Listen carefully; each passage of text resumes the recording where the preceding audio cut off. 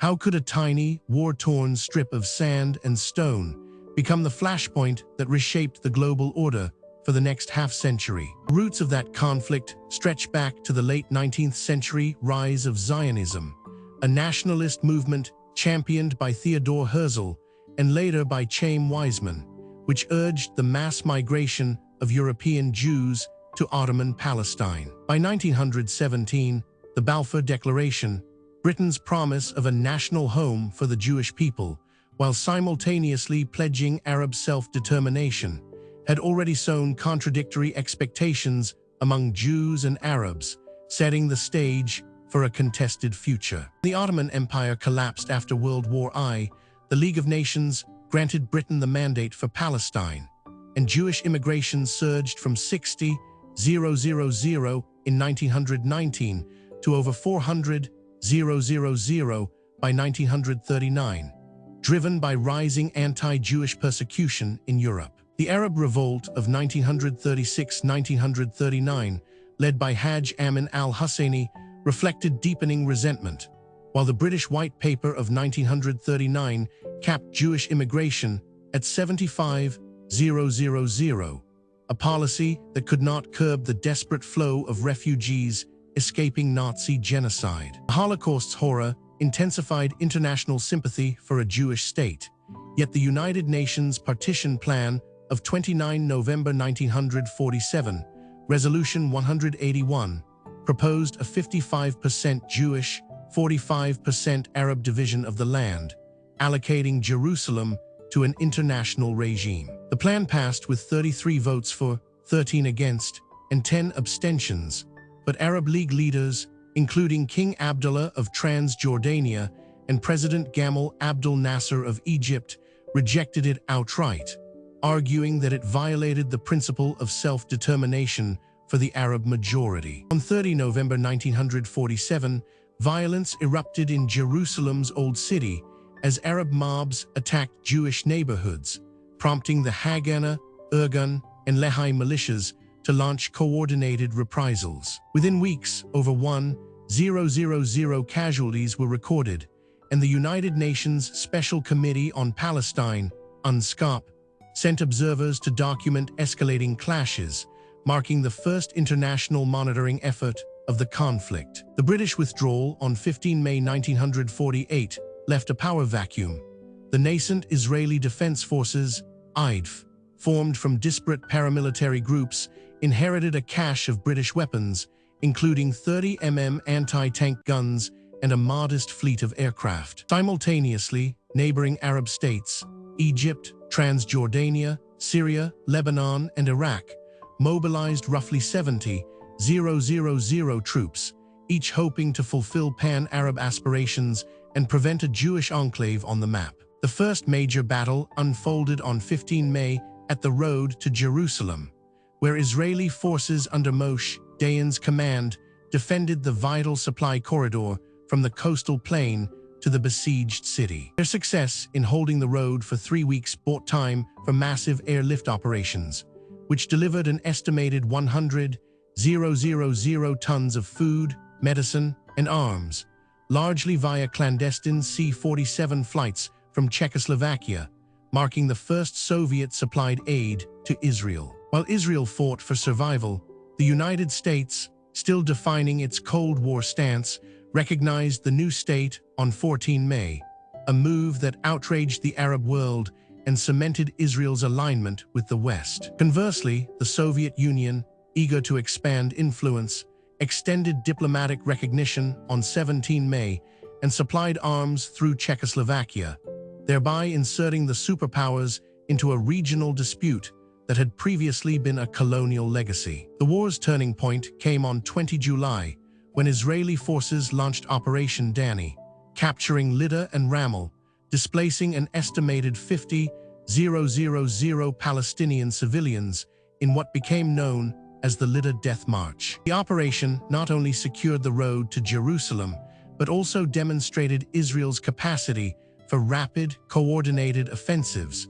prompting the United Nations to call for a ceasefire on 11 June, only to be ignored by both sides. By October 1948, Israel had expanded its territory to 78% of the former British mandate, far exceeding the 55% allocated by the UN plan. The armistice agreement signed between Israel and its Arab adversaries, Egypt, 24 February 1949, Lebanon, 23 March, Jordan, 3 April, and Syria, 20 July, established the Green Line, a demarcation that would shape Israeli borders for the next 5 decades and leave the West Bank under Jordanian control and Gaza under Egyptian administration. The human cost was staggering.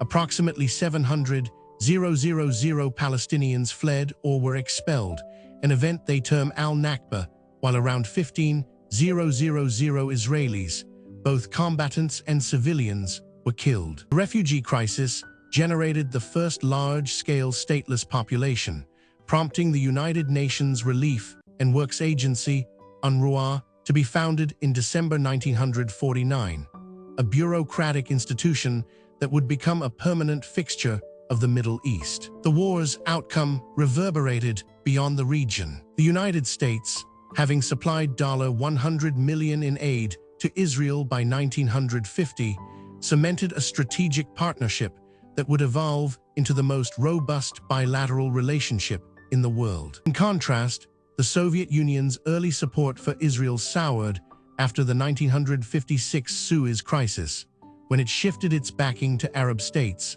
illustrating how the 1948 conflict forged a fluid Cold War chessboard. Arab nationalist sentiment, galvanized by the defeat, coalesced into the United Arab Republic in 1958, an ill-fated political union between Egypt and Syria, while the 1949 armistice lines spurred the rise of Palestinian guerrilla groups such as the Palestine Liberation Organization, founded in 1964, whose later actions would draw both superpowers into deeper involvement. The war also reshaped the United Nations itself. The Security Council's inability to enforce the 1947 partition plan exposed the limits of collective security in a bipolar world, prompting the United States and its allies to develop alternative mechanisms, including the formation of the North Atlantic Treaty Organization in 1949, which indirectly affected Middle Eastern security calculations. Economically, Israel's rapid industrialization, bolstered by German reparations under the 1952 Luxembourg Agreement and American Marshall Plan funds, transformed a war-torn agrarian society into a technologically advanced nation. Simultaneously, Arab economies, particularly Egypt's under Nasser, pursued state-led development, nationalizing the Suez Canal in 1956, an act that would later trigger a direct clash between the superpowers. The demographic shift also altered the political calculus of the United States. The growing American Jewish electorate, numbering over 5 million by the early 1950s, exerted pressure on legislators, ensuring continued military aid, averaging $3 billion annually after 1967, and shaping foreign policy decisions from the Eisenhower Doctrine to the Camp David Accords. Strategically, the war introduced the concept of limited war to Western military doctrine. The United States' experience in supplying Israel without direct combat involvement informed the Korean War's escalation in 1950 and later the Vietnam conflict, where the notion of proxy wars became a cornerstone of Cold War strategy. In the decades that followed, the borders established by the 1949 armistices became flashpoints for subsequent wars. The 1956 Suez Crisis, the 1967 Six-Day War, and the 1973 Yom Kippur War. Each of these conflicts drew in the United States and the Soviet Union, turning the Middle East into a perpetual arena for superpower rivalry, a pattern that began with the 1948 struggle for existence. The legacy of the First Arab-Israeli War also endures in the realm of international law. The United Nations General Assembly's 1947 resolution, though never fully implemented, set a precedent for UN-mediated partition plans, later echoed in the 1993 Oslo Accords and the 2002 Arab Peace Initiative.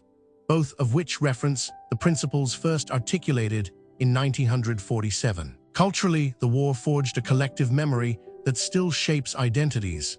Israeli society commemorates Independence Day with the Victory at 8 a.m. narrative, while Palestinians observe the Day of Return on 15 May, marking the beginning of the Nakba. These parallel commemorations sustain a narrative of competing victimhood that fuels contemporary political discourse. The Cold War dynamics introduced by the 1948 conflict also influenced espionage and intelligence activities. The CIA's first major covert operation in the Middle East, Operation Ajax in 1953, which toppled Iran's Prime Minister Mossadegh, was partly motivated by the desire to secure oil flows to a region whose stability had been called into question by the Arab-Israeli War. Finally, the war's aftermath reshaped the United Nations humanitarian architecture.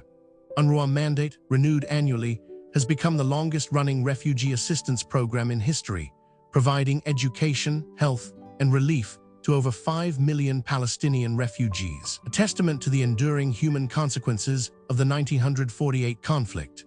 From a tiny proclamation on a May morning to a cascade of diplomatic, military, and societal transformations, the First Arab-Israeli War did more than create a nation.